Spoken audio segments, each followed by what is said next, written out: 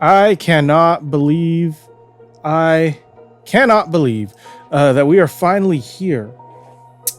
October was quite a month for me. I made quite a lot of content this month, and Halloween is upon us, and I am reading a Atlas comic. This is 50 pages, count them, 50 pages of assorted horror suspense stories from Atlas Comics, but this isn't their like traditional affair. This is a magazine-sized 50 pages, full black and white, very moody, very atmospheric, featuring a story obviously about Devilina, as well as a couple others. In fact, let's take a look. A sister of Satan meets a gruesome fate in the devil's domain, plus exotic tales of mermaids, mummies, and mystery. And then you have this thing. I don't know who the hell this guy is, or this girl. This is probably just something random, a random piece of art that they had. But okay, here we go. Devilina, Satan's Domain, The Last Tomb of Nefertiri, The Lay of the Sea, Midnight Muse, Merchants of Evil, Vampire Lovers, and The Tempest. My god, wait, The Tempest. Where have I heard that before? The Tempest? I recognize that. I don't know. I guess we'll find out. But yeah, all those stories in this incredible 50 pages. I found this book. I was like, it blew my mind. I couldn't believe that it was an Atlas Comics book. And I was just like, I have to read this for Halloween. So here we go. Let's fucking do this shit. A young girl stands silently on a stark mountain cliff. She has just suffered great pain, great loss. In her sorrow, she makes a vow. I, Devilina, shall unmask and destroy Satan's every fiendish device. That will be my life's work. I swore by the ancient sorceress oath my mother taught me, and the ancient oath can never be reversed. Satan, take notice. Well, there he is. He's certainly noticed, and also I've noticed. This is Devilina. She is kind of honestly a dime a dozen. Like, honestly, these sort of this was the first comic I did for the October season. You guys remember I put out Black Widow? You guys barely remember. Almost nobody watched it. But yeah, it's like a female possessed with evil powers, has some kind of relationship to Satan. This is Devilina, but I've also seen like Satana, you know, it's always something like Mistress of the Dark or whatever. It was a trope. It's definitely a trope. And this is, I guess, the Atlas Comics version of that, them trying to cash in on that trope. But we get ahead of ourselves. Who is Devilina? What has caused her to feud with the Prince of Darkness? The answer, dear reader, lies in the secret of Satan's domain. All right, so this is our first story. Let's see. Let's see if it's any good. I don't know anything about Devilina. Honestly, I don't think she has... I don't know if she has any content outside of Atlas Comics. But... no, she has one more. There's one more Devilina magazine, and it's basically like this one, I think. Yeah, there is. I know there is. I know it. Fuck, we'll save that for next Halloween. But other than that, I think this might be the only Devilina content that there is. There dwelt in the heavens an angel of light. His name is Lucifer, and he was in great authority. But swollen with pride, this Lucifer, son of the morning, rebelled against God and sought to take the Lord's kingdom. Many followed Lucifer into a rebellion of angels. Is that the true story of Lucifer? I don't know the Bible. They didn't teach me that when I got my English degree, goddammit. War split the heavens and set spirit in battle against spirit, angel against angel. God, I love it. I love these black and white comics because there's something about the black and white that's so much more, it's so much moodier, you know? I don't know, like it turns it into fine, like film, like you're watching a film. I don't know. And soon the rebellious angels became hideous, even demons. Lucifer became Satan, the devil, and took refuge in the bowels of the earth. How the heavens wept for this son of perdition, cast down to hell with his treacherous angels. But lo, who is this sad, quiet lady following him with a babe in her arms? Uh-oh, is that Devilina? Shortly thereafter. Master, we found this woman and her child outside the gates of Hades. Ah, then she shall roast. Bring her to me. But Satan's glee is ill-placed. Sephora? Who is Sephora? Yes, Satan, your mother. I was too ashamed to stay in heaven. But you can't stay here. I can't allow this corruption and evil to touch you or the child. Who's the child? His brother?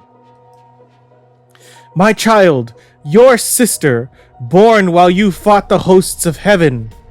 Ah, you will go back. I will not allow you to raise the child here. Where then? I cannot face the Creator, not after the shame you have brought to my soul. Uh-oh. Then come, to a time in the future, to a mansion by the sea in the New England shore. What? Wait, you're literally going into the future? You're like gonna time travel into the future? Is that, do you mean literally? It guards my secret entrance to my dark kingdom, a cave hidden by the high tides. And here in this home you shall raise the girl and teach her sorcery, necromancy, and magic. Yeah, I mean, whatever. That's as good a that's as good an origin as any, right? Fine. Do not interfere with her childhood. She must never know the dishonor we have brought up on her head. And so begins this strange saga of a young girl born into the black arts, a beautiful girl known as Devilina. The years pass and the babe becomes a young lady. Why doesn't anyone ever come near our house, mother? Well, because we are different, child. But soon you'll go to the village school. There you will make friends. But in school, she turns out to be evil. Whoa, she's different, all right. The highest IQ in the school. Pretty as a butterfly, but strange. Well, I'll say, even the other kids find her spooky. I'm enjoying the Cockney a little too much. I need to pull it back. Catch, Devilina. What happened? The ball, it's turned to ashes. Devilina's hands ruin it. Oh, gosh. How terrible. I know what that's like. I used to hate that, too, when my hands would turn all the fucking balls in school into fucking ashes. Life is difficult for the little girl. Years go by, marked by occasional, inexplicable incidents, but Devilina matures into womanhood, ready to move out into the world on her 18th birthday. Mother has promised me a surprise this day, something to mark my becoming a woman. I wonder what it could be. What is this? Horns! I am a freak! Cursed! You never told her? You never told her who she is? You are not cursed, dear Devilina. It is your birthright. Bah! Mother? Dear Devilina, I've sheltered and protected you, but now you must learn the truth. You must learn who you really are. Satan's sister! What an accursed fate! Donning her sorceress costume, the old lady conjures up the power of darkness. These many years I've taught you all that I know. Those little games we played with magic. They were more than games, my child. Now the magic mirror shall reveal your future. Behold, the mirror speaks. What does it say? I see trouble, excitement, and pain. Days of lost love and vengeance. A life of struggle and strife. It's like she's describing Atlas Comics, you know? And it ends very quickly after a few months. My evil brother touched my fate, cursed it with his hated name. Hush, child, he listens, and his moods are whimsical. The fact that you are his sister will matter not. And what if I refuse it, mother? Oh gosh, I want to go to college. I have a scholarship to Radcliffe, mother. Here's my chance to live a normal life. So be it, my child, but promise you will take this trunk. It contains the costume, the ring, the belt, and the sword that may someday protect you. All right, mother, I will take them, but the devil beware. I shan't play his game. Well, yeah, all right, you know what? Yeah, that's fine. And so, on a rainy, misty morning, a hopeful Devilina leaves her mother's cliffside mansion and sets out for college. Goodbye, mother. Promise you won't worry about me. Ah, that she is, Gargon. Let us wait until nightfall before making our move. Why? What? Why? Hours later at the college. Devilina? Well, that's an unusual name. It's almost like, I don't know, you're the sister of the devil or something. No, it's just my family's a little unusual. Almost like you're the sister of the devil? Yeah. Odd. All the days I felt if someone were following me, it's because they were. And as night falls, Devilina's worst fears are realized. This one will give us no trouble, Gargon. I'll merely erase this inclement of her memory. What, is that her roommate? So this is really happening? This isn't a dream? Eek! What is going on? Now hurry, we must bring the red-headed one to the master. He wants to see his sister. Later. We've brought the young female, Lord Satan. Ah, yes, Devilina, my little sister, old enough now to see firsthand the sights of my kingdom. He's got a whole bunch of disgusting nude devil women, but they're like not all devil. Some of them are like half devil women. I don't know. Skip the amenities, my brother. Let me return to my world. Yeah, what do you want from her? Split it out. But this is your world. I brought you here to show you the glory of corruption, deceit, and forbidden pleasure.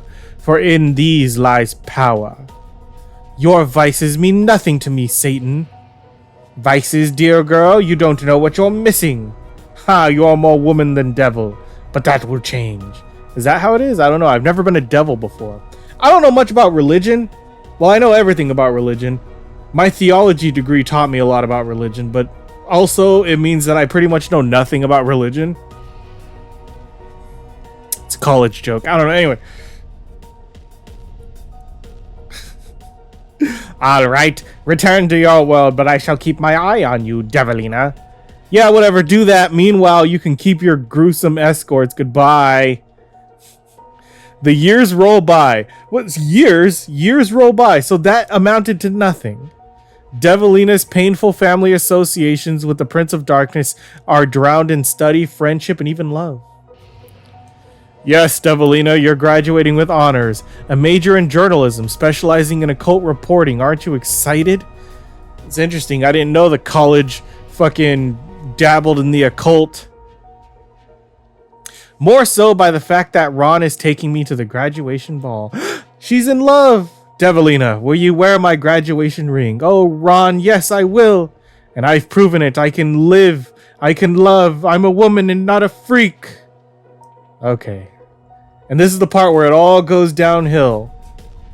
At the ball, it's music, lights, and laughter. Woo, quite an evening. Would you like a cigarette, Ron? No thanks, Penny. Here, have a light. But as Ron puts out the match, a strange thing happens. What? In a matter of seconds, a satanic fire envelops the youth? Somebody help him! What?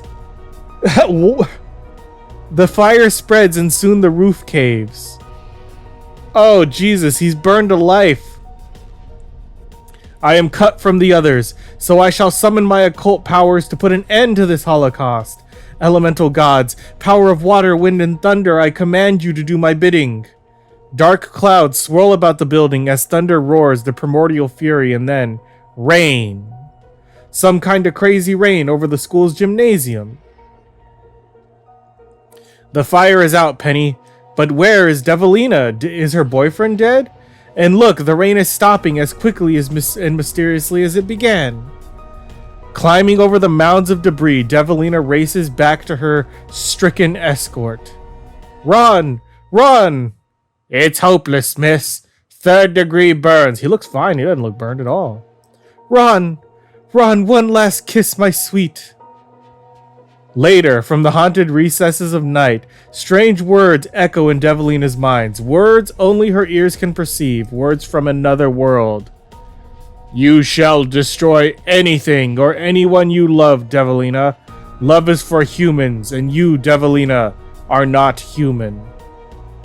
That laughter, it's my brother! Well, yeah, we know that. We know that your brother is Satan and that Satan killed the guy, but the question is why? Why is any of this happening? Why does Satan hate you so much? You've done nothing to him. The next day after Ron's funeral, a dejected Devilina drags herself back to the dorm. Anyway. Suddenly my life is a shambles. School is over and it's time to go out into the world. But the trunk, the sorceress's costume, the sword. Mother said that someday I'd need them, and I need them now. Satan must not go unpunished. You've won the first round, Lucifer, but for wherever I go, I shall conjure the powers of light that burn eternally in darkness, and I swear by the ancient sorceress oath, undying war on you, Satan. May our mother forgive me. And elsewhere, in an old seaside mansion, an aged sorceress looks on with sadness and understanding. Follow Devilina's war of vengeance against Satan and the powers of evil. And each and every issue of Devilina, of which there are only 2. Oh my gosh. And I guess that's it. Well, I guess the next one is the Lost Tomb of Nefertiri. Oh, but that's interesting. Gosh. Devilina. Not bad. A strong opening for a first story. I don't mind the costume. It's nice and cool. And she has a sword. So it's a little bit like sword and sorcery mixed with, I don't know, heavy metal, Dungeons and Dragons kind of thing. She got a little crotch skull, which is always nice. Yeah, no, she's cool. And she's committing war on Satan. The only thing I want to know is why. Why does Satan hate her so much? That they're just siblings. It's not like there's no rivalry there. It's weird. It's weird, and it's completely unexplained. But now we have another beautiful story. God, look at this art. It's freaking gorgeous. The Sahara, an Egyptian desert whose sands silently, solemnly guard secrets of man's untold pasts. Secrets men recklessly seek to uncover. Now, we just have to wait for the X-ray team to arrive before opening the mummy's coffin. What do you mean, wait? Why do we have to wait for them? Because only the X-rays can tell whether or not the mummy will crumble when exposed to air. Well, are you kidding, Benson? We've been digging here for 6 weeks. Do you really expect me to wait for some X-ray team to come steal our find? Well, that's the way it's done, Harris. Don't let it get to you. Just sit back and relax. Oh, it's a mummy story. I like it. Murder? Oh, murder! Well, if you like waiting here so much, you can wait here forever. I've had enough of you and your right way of doing things. Without my reading hieroglyphics for you, Benson, you'd be nowhere. Oh, look at that. Got him brutal in the back. And from now on, Benson, that's where you're going to be. They could X-ray all of Egypt and they'll never find you. Nowhere. Is he gonna become the mummy? No reason why our pretty little princess should react unfriendly to the dry desert air, and if Benson was right, this should be a woman. Those hieroglyphics on the wall, they'll tell me for sure it is a woman. Oh my god, and she's stacked. Jesus Christ.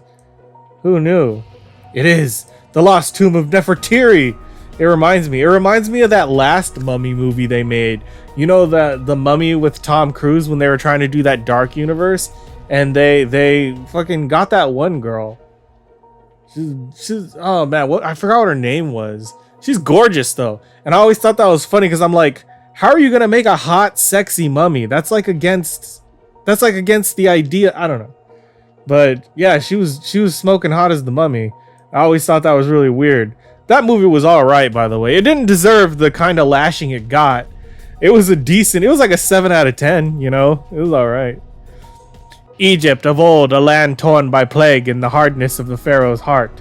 Wait, what? Are we flashbacking? All right.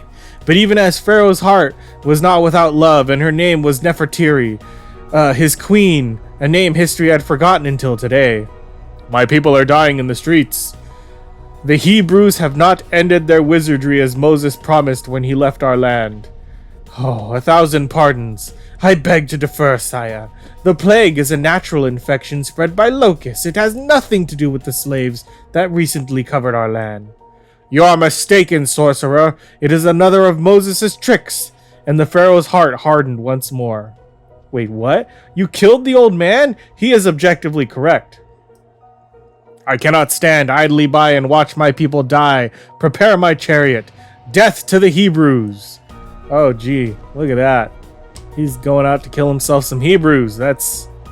I don't know. I don't know. No comment. Why has the Pharaoh not yet returned? Well, because Nefertiri, he's probably dead. I pray for his safety, my queen. She's coming back to life. She's remembering. My queen, our great Pharaoh is dead. But no, it cannot be. Fear not. I will see you through this crisis, my queen. You must continue to serve your people. By Isis, it is the plague. I have the plague. What? Oh, I see it. It's on her hand. She has boils, right? That's plague, right? Boils?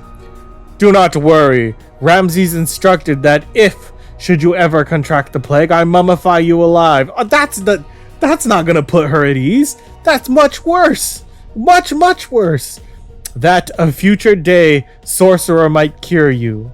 You will be mummified in all your regal beauty. Super stacked, with your nipples clearly pointed outwards. That's how we're gonna mummify you. So that if thousands of years from now anybody uncovers you, they'll know that you were a smoking hottie. So fucking ridiculous. Oh, you will be mummified in all your regal beauty. That's great. The art is so good. It's such good art.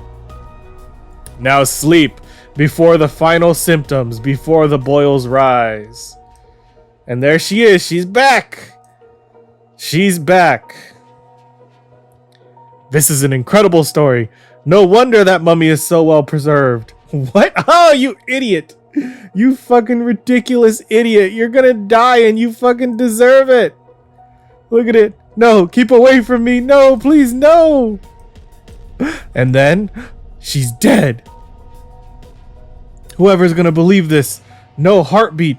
She's not breathing. Dude, she's tall. She's tall as fuck. Were they taller back then? No, they were shorter. I like it. I like a female mummy. It's haunting. It's interesting. It's some kind of joke. No, relax. Now, Harris, calm yourself, and then maybe the hieroglyphics can help you figure out what this is all about. Why did she die? She came back to life just so she could tap him on the shoulder. That was her eternal purpose. And then having served her purpose, she just straight back to death. I don't believe, however, not for 1 second, that she kept all of her hair after all those years. There's no way, dude. She'd be bald. And then all of a sudden, I don't feel well. Too much excitement, maybe. I better rest for a second. And then, oh, the plague. She gave him the plague. Yes. Oh, look at him. Brutal. Benson was right. We should have let them x-ray the tomb. It's not fair. It's just not fair.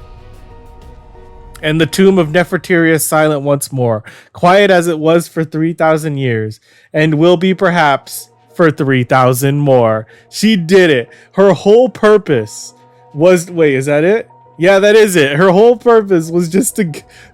She came alive just to give that guy the plague. Nefertiri, I love you. You're fucking great. Don't ever change. Oh, look at this. And then this shit right here. This is the shit... that I put on the t-shirt and made available for sale because I like it.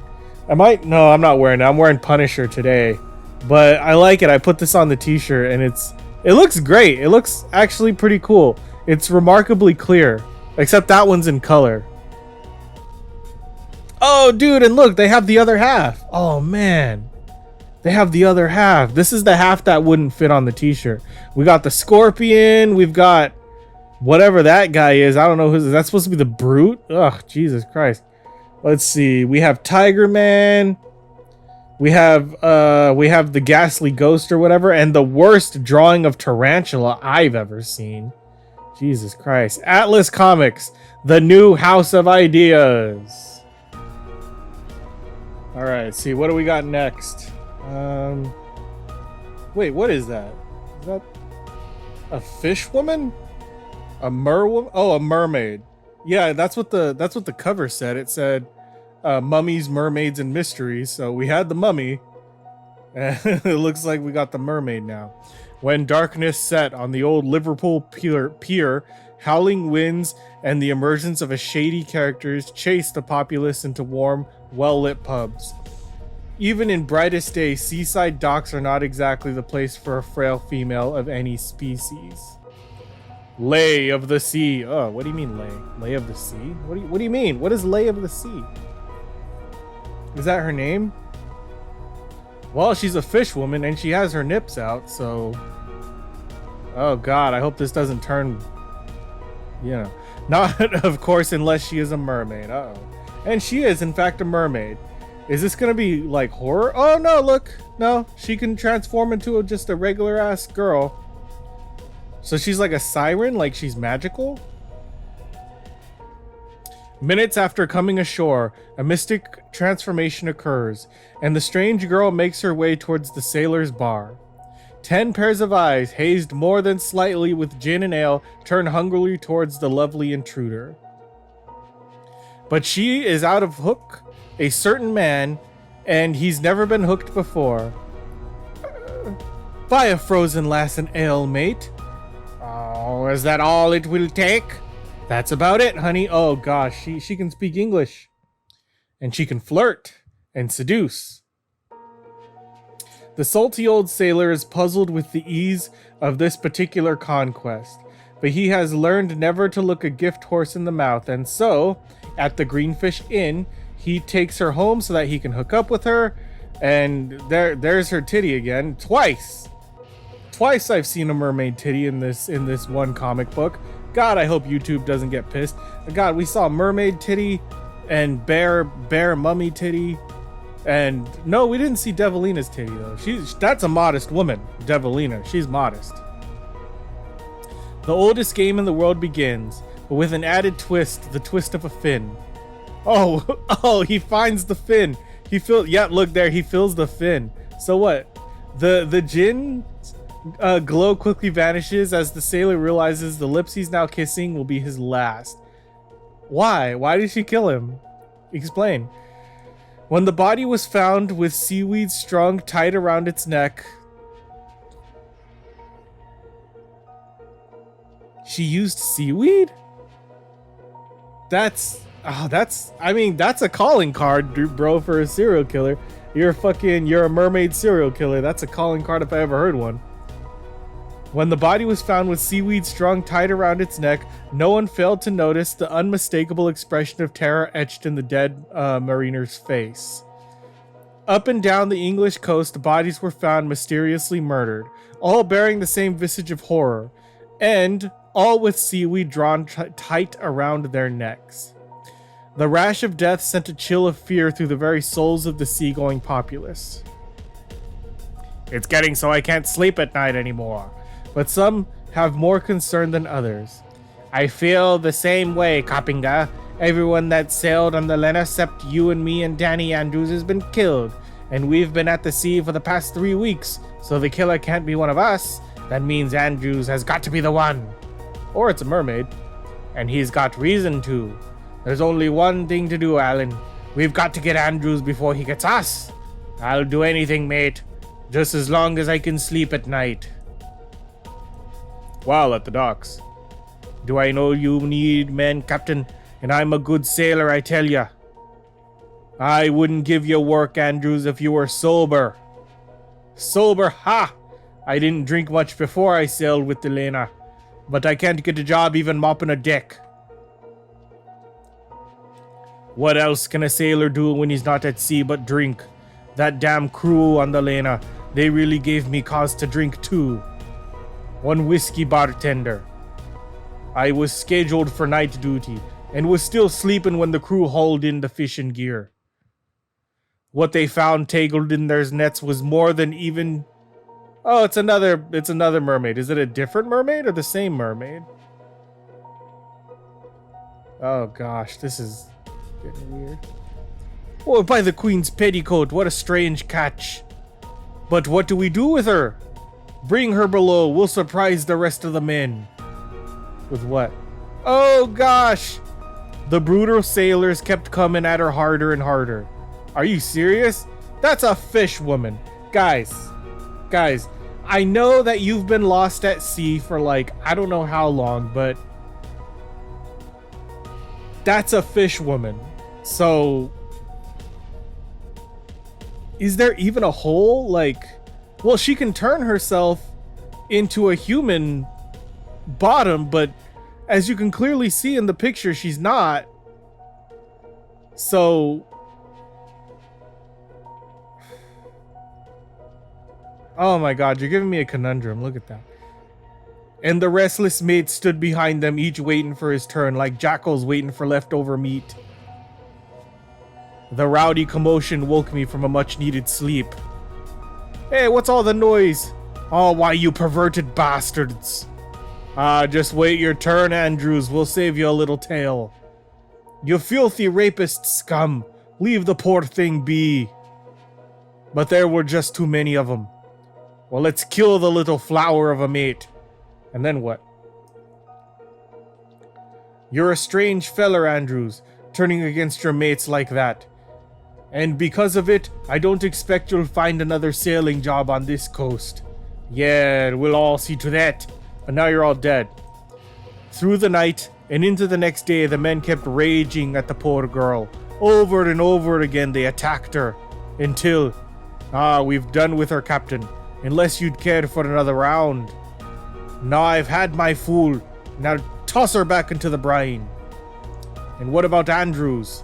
Who'd ever believe his story? So they just threw her away like that? So it's a rape revenge story about a mermaid. Wow. This comic is taking me places I really wouldn't like to go. Danny Andrews was still lost in it at the night mare that assails his mind daily when Coppinger and Ellens entered the bar. There he is. Remember now, he's a killer.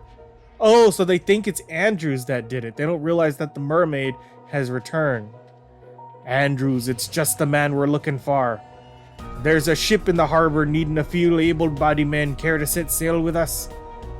Ellen Coppinger? Why, sure. Thanks, mates. And soon the trio was off in a small rowboat. But where's the ship you were telling me about? Oh, there ain't any. What'd you think, Andrews, that we'd wait for you to come and kill us? Just like you killed all the others from the Lena?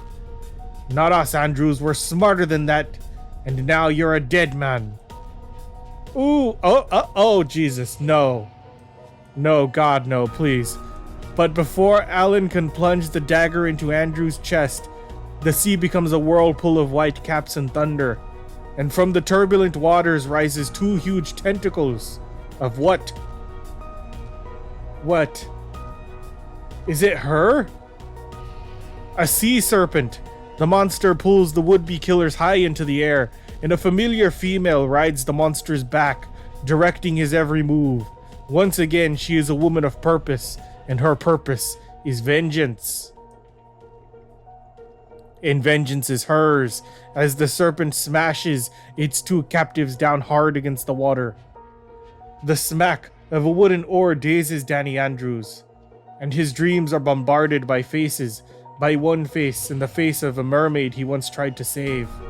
And now, who has now saved him? Hours later, Danny Andrews wakes up to find himself resting calmly in still waters, at peace, as if nothing had happened. But never for a moment does he question the reality of it all, for he knows the truth. So she remembered him. She remembered that he tried to save her, and in return she saved him. God, I don't want to see. I do not want to see whatever horrific, terrible, disgusting thing that she is writing. In fact, this one made me feel weird.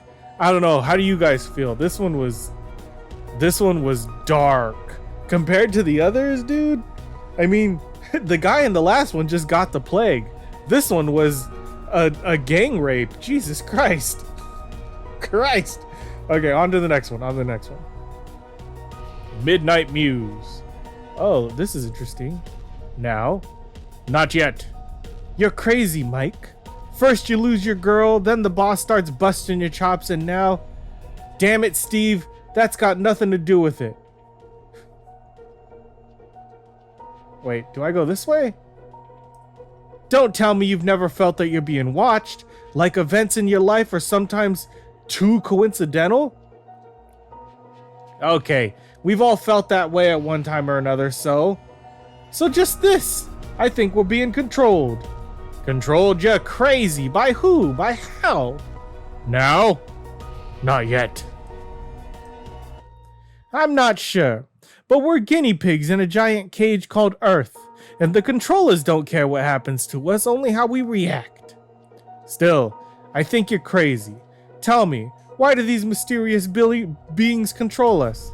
Well, I don't know. Maybe for entertainment? For them, I haven't quite figured that out yet. I only know that they control our destinies, and now these creatures are gonna kill me. Now? Not yet. Mike, things has really got you weirded out. But it's true. They can't afford to let me live. I know too much. Come on now. That's a bunch of crap and you know it. And not so. Just last night I was thinking. Well, that was your first mistake. It's not funny, Steve. I was thinking about why some of us are rich and others are poor. Why? Some of us have incredible luck and others seem to have nothing. Why certain songs are played at the radio at the exact right moment. And from this you came up with an alien intelligence theory? Why not? It makes sense, don't it? Mike, you're either putting me on, or you're depressed, or crazy. Or I'm telling the truth. Look, Mike, just go home. Forget it. Now? Yes, now. Alright, but I still think... Screech! Oh my god, Mike! Now? No, not yet. He got hit by a truck. You can kind of see an imprint of a truck. Oh, Jesus Christ. It was an alien story. What was this one called? Midnight Muse. What the fuck does this have anything to do with Midnight or a Muse? It was an alien story. Short, sweet, to the point, and interesting. It goes horizontal instead of vertical. That was cool. Alright, next one. The Merchants of Evil. To find demons, you need not look outside this world, for they're here, walking among us, monstrous beings who deal in misery and pain and destruction. Diabolical practitioners of the black arts, they're aptly called Merchants of Evil. And Gerald Gorney was one of them, though no one suspected.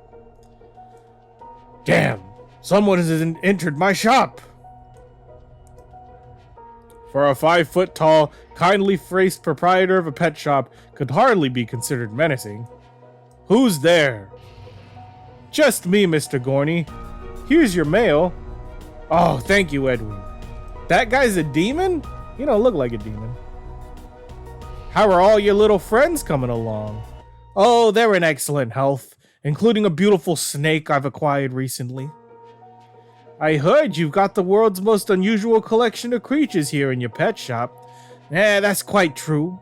Many of my animals were thought to be extinct. No kidding. Where'd you find them all, Mr. Gainey? Sorry, but that's a trade secret. You look tired, Mr. Edwing. Why don't you join me in the back room for some refreshing glass of cherry? Cherry? It's against regulations, but oh, come now, it won't take but a moment. Alright, you sold me. Good. Just allow me to feed Mr. Dunlap a little tidbit first. Jesus, he sure made fast work of that mouse. Oh, Mr. Dunlap has quite an appetite. Oh my god. That's called foreshadowing. How come you call the reptile Mr. Dunlap? Oh, no reason in particular. You know, I used to deliver a mail to a guy named Dunlap over on 7th Street. Until he suddenly disappeared. Christ, it smells kind of odd in here. Yes, that's incense, Mr. Edwing. Here's your cherry. Thanks. I guess you burn that stuff to keep animal smells out of the room, huh? The incense, I mean? Not exactly. It does serve that purpose. Actually, its burning has an important religious significance for me. As do the 13 candles and those gargoyle carvings. I picked up those artifacts you see here while traveling in distant lands. Places where secrets unknown to the Western world were revealed to me. You're not drinking your sherry, Mr. Edwing. Yeah. That's fucking weird.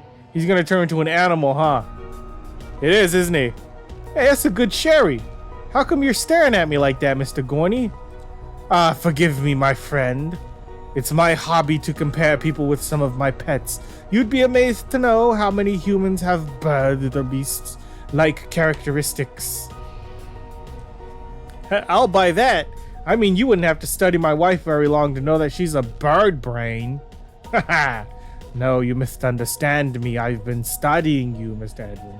Your back aches. You're walking in a slouched position. So what if I walk a little different and have an aching back? You saying I remind you of some kind of animal? Ah, quite. I've determined that you were a monkey in a former life. A monkey? What do you mean? Where do you crack that kind of joke? No offense meant, Mr. Edwing. Remember I said your former life, those characteristics you displayed are now simply carried over from the life you lived before. Before you were reborn as a human reincarnated. I don't understand. I'm getting dizzy. He's becoming an ape. That drink you gave me. I can't move. I'm paralyzed. I forget to tell you, Mr. Sherry, that contains some added ingredients. Ingredients concocted from my very special herbs and shrubs. Yes, my friend, you are a recipient of a carefully guarded potion, many centuries old. But you can no longer hear me, can you, Mr. Edwing?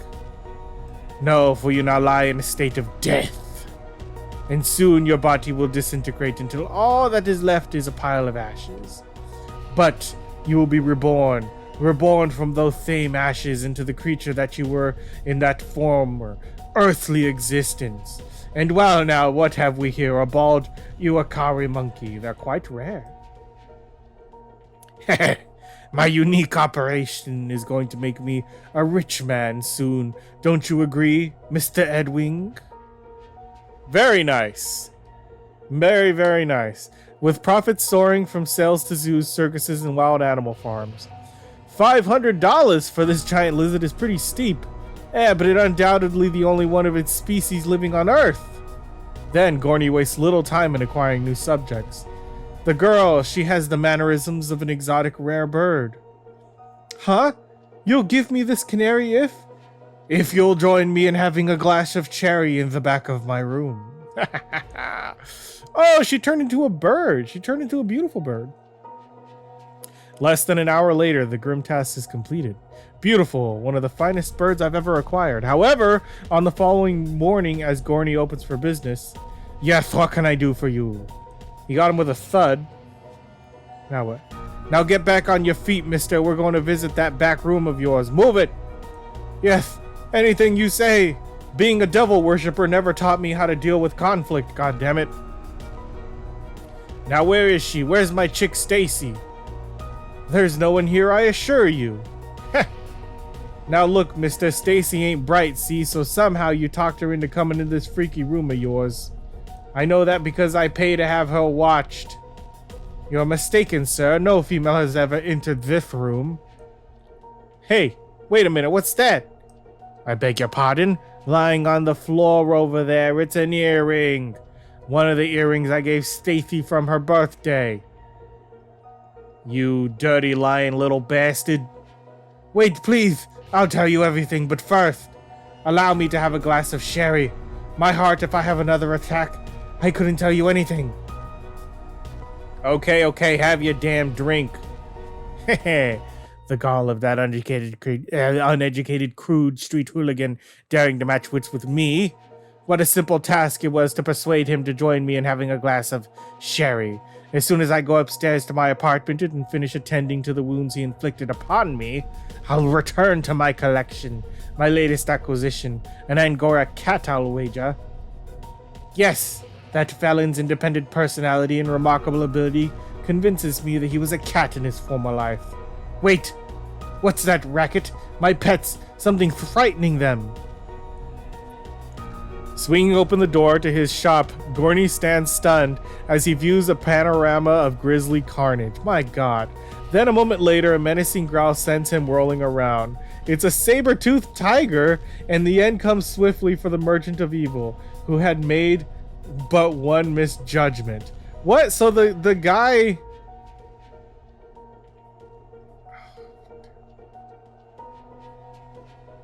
Oh, man. Okay, whatever. I mean, he gets what he fucking deserves, dude. Fuck that guy turning people into animals. Jesus Christ. Denying people their humanity. Bad man. Alright, let's see what's next. You study these two, the man who enslaves you and his lovely daughter these past 12 years. They have been trespassers on your tiny Mediterranean island home.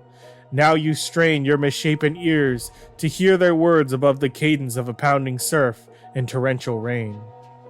If by your magic, Father, you have put the waters in this roar, then calm them. Have comfort, Miranda. Nothing shall befall the creatures in that ship, for I have safely ordered this as entertainment only, the direful spectacle of William Shakespeare's The Tempest. That's what it is. Shakespeare's Tempest. That's... See? I knew my fucking creative writing degree would come in handy at some point. But by accident, most strange, bountiful fortune hath brought mine enemies to the shore. But sit down, Miranda, for thou must know further. Interesting. You listen from your hiding place, as Prospero recounts a tale you know well, for you have heard it often enough. It was 12 years ago, Miranda, when thou was but 5 years old. I, Prospero, thy father, was Duke of Milan, and a prince of power. I cast the government upon my brother Antonio, and to my estate I grew a stranger, being wrapped in secret studies. But my brother there awakened an evil nature. The king of Naples, being an enemy to me, hearkened to my brother's plan, which was that the king remove me from the dukedom and confer Milan upon my brother. Whereupon the dead of the darkness, the ministers of the purpose carried me and thy crying self some leagues to sea. Here upon this island we arrived, and here have I raised thee. But cease with more questions, for now you must sleep. Now, approach, my spirit. Ariel, come.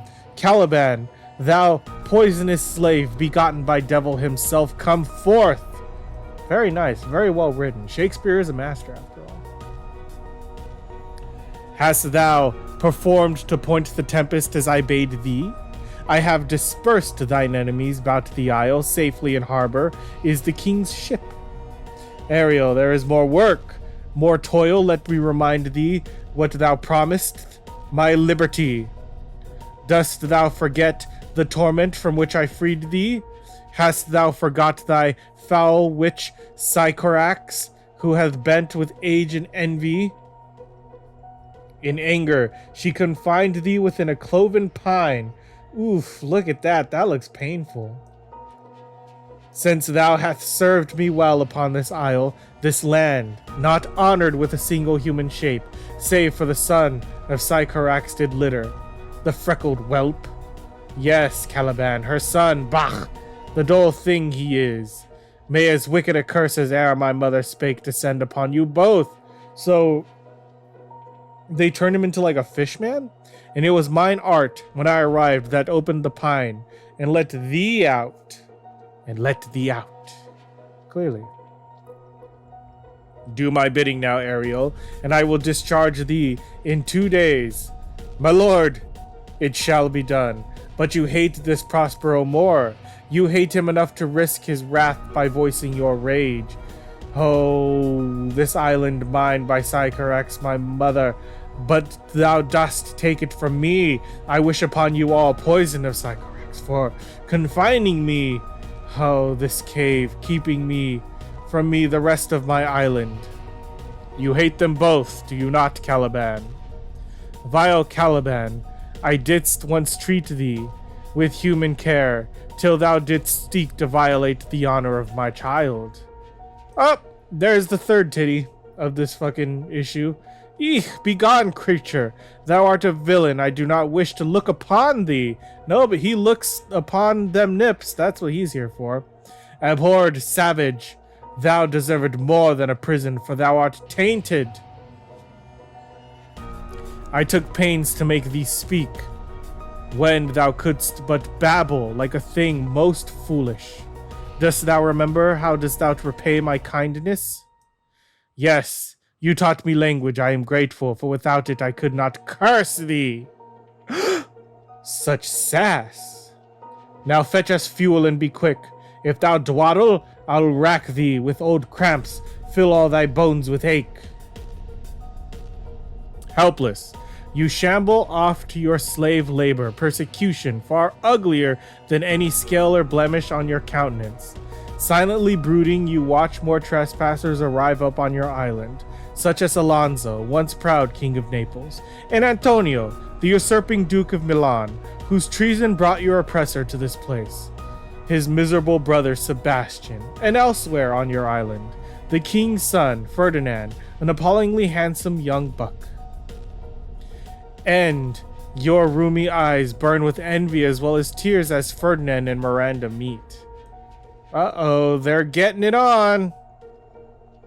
Lost in despair, you do not realize that the bright colors of a stranger you next meet disguise no opportunity for revenge against the despised Prospero. By Sycorax, here comes another of Prospero's minions to torment me for bringing the wood so slowly. I'll hide within my cloak, perhaps he will not notice me. Ah, what have we here? Man or fish? Smells like a fish. Alas, the storm is come again. Be this fish or be this man, I must creep beneath his garbandine for shelter. You lie, motionless, breath held tight in near bursting lungs, your beast heart beating faster than a harpy's wings. Unaware what now peers beneath your cloak, the unknown thing from whom you fear has come to punish you. You can instead liberate you. What is this, some mad monster of the isle? He shall taste of my wine to recover him. Oh, the spirits, they torment me. Desist, prithee. I'll bring my wood home faster. You cannot know what mystic power the strange new liquid wields, but you can feel it cast its wondrous spell upon your senses. Oh, do not torment me, oh. Come, open your mouth, you scurvy monster. The jester and his elixir become your new master, for how can mere mortal possess such magic? Noble sir, I swear upon that cup to be thy true subject.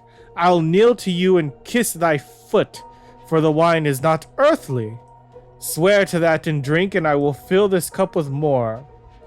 Fearless in your intoxication, you curse your old master Prospero. I am subject to a tyrant, a sorcerer who hath cheated me of his island. He doth hold me slave for coveting his daughter, but I am wronged. For such imagined evils, his spirit set upon me, like flies they bite me, infect me with his madness. But if you could but help me, gentle sir, rid me of Prospero, and I will be yours to command. The cursed Prospero sleeps in the afternoon, and then thou must batter his skull with a log. Do this whilst I seize his books, for without them he is but powerless, and hath no dainty Ariel to command. That seems bad. Yeah, can you smash his head while he sleeps so I can be free? Thanks. 'Tis only with these books cast thou free me, but do so, and I shall show you the isle's mysteries, and make you its master. Within this half hour you must kill Prospero, while he sleeps, as I cannot. Why can't you? Is there any reason why you can't? Once, before my servitude to him, I could sleep. Once, this isle was full of sweet delight. Sometimes voices should hum about mine ears, that if I waked would let me sleep again. Then, in dreaming, I would see such beauties that I cried to dream. Now, I dream no more. You shall dream again, vile monster, I swear it, for Prospero will be destroyed. It is not enough that your drunken frenzy that you renounce your old master for a new one, Caliban. No! You cannot be truly free until you see your dread enemy dead. You know not the Ariel is now invisible as eavesdropping. Uh-oh! He knows, and would be so certain of your plan's success. Could you see Ariel race some yards ahead of you to set in motion a plan of his own. A plan consisting of magically conjuring up a quicksand bog to trap you and your fellow conspirator. But even yet, you are undaunted, as you summon the vast resources of your awesome brute strength to free yourself. And I left him in the quicksand pool beyond your cell there, dancing up to their chins. Well done, my fair Ariel, and the others, the King of Naples, my prestigious brother Antonio, the King's brother Sebastian. What of them? They are confined together, just as you ordered, sir, all prisoners in a nearby lime grove. First, I did appear to them as a harpy. You from Milan did supplant good Prospero, and then exposed him onto the sea, for which a foul deed I condemn you. To perdition, a perdition worse than any death. There are they trapped, and cannot budge till you order their release. Excellent, but come, we must prepare to meet with Caliban. Thy invisible form retain thou still, and bring hither the finery from my cell as bait to catch this monster. He is born, a devil born, and I will plague him unto roaring. But you could not see your former master, your intended victim. Plan his counterattack, nor can you see him now, in his cloak of invisibility, as he prepared to evade your trap. Seest thou, this is the mouth of Prospero's cell. Let us enter and do that good mischief which may free me. Look, what a wardrobe here is for thee. Oh, what lovely garments. Leave them alone. Let's along and do the murder. Where have these garments come from? What are they doing here?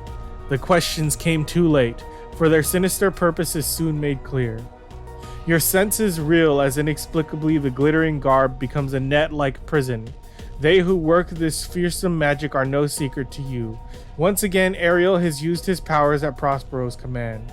But while your plans have failed, Prospero's are now succeeding. The terrors Prospero and his spirit minions will unleash next prove more mind-shattering than your wildest nightmares. Haha, grind their joints with convulsions, my goblins. Let them be hunted soundly. Behold, Sir Prospero, the rightful Duke of Milan. Thy dukedom I resign to thee, and do entreat thou pardon me my wrongs. Enough of this, rather look thou there at my daughter, whom thy son Ferdinand has chosen as his own. And you, wicked brother, I do forgive thy darkest deed, and I will accept your surrender of my dukedom. They shall rule at my side. O Setebos, deliver me from vengeance of Prospero. Oh, now mark these men, my lords, but mostly the monster, this thing of darkness who had plotted to take my life. This drunk, he is your own. The demi-devil I'll acknowledge to be mine. Look, sir, thy vessel bravely rigged, as when thou first put out to sea. I'll take you to your ship, and so to Naples, during which voyage I will tell you of my life upon this isle, and the explanation of these strange events. But first I must resolve the matter of this Caliban. It is then that you realize that you have lost, utterly. Thou shalt have thy freedom, Ariel. Caliban must be pinched to death. That is thy charge. Then to the elements be free and dare fare thee well. And as you are consumed by spine-warping pain, you join the long parade of beasts who were killed by beauty. You lost your heart to a beauty whose eyes were only for the handsome, and your last thought is that what is beautiful is not always true, and what is true is not always beautiful. That was a beautiful story. Not the worst thing I've ever read, but definitely not the best. That was Shakespeare's Tempest. Oh my gosh. Oh my freaking gosh. What a crazy romp that was. Man, Devilina. Mwah, Devilina. I tell you, dude. I tell you guys, Devilina, that was some good shit. That was, I mean, we had mummies, we had mermaids, we had aliens. This compilation had everything, dude. It had goblins and zombies and all kinds of terrible, horrible things that I will not name. Perfect book for Halloween. But unfortunately now Halloween has come to an end, at least for this year, so we're done with horror comics. There probably is another Devilina comic, but we can save that one until next year. Yes. Next up comes Thanksgiving, which I don't know what the hell comic I can read for Thanksgiving. If you guys have any ideas, you shoot me a message. But yes, for now, Halloween is over. We've had our share of spooks and scares and haunting imagery. Now on to something else. That's it for this comic. If you liked reading this comic with me and you want to read more comics with me, like this video, subscribe to the channel. Until next time, nerds, stay heroic.